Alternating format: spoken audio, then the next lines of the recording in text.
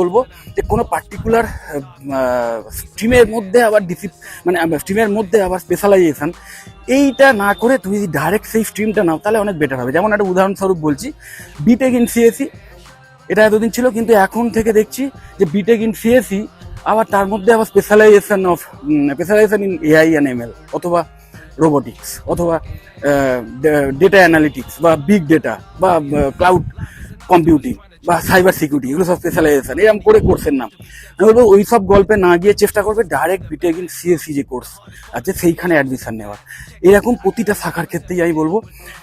কারণ বিটেকের এমনিতেই অনেকগুলো শাখা আছে এবং সেই প্রত্যেকটা শাখায় কিন্তু তুমি যে বিষয়ে স্পেশালাইজেশন করো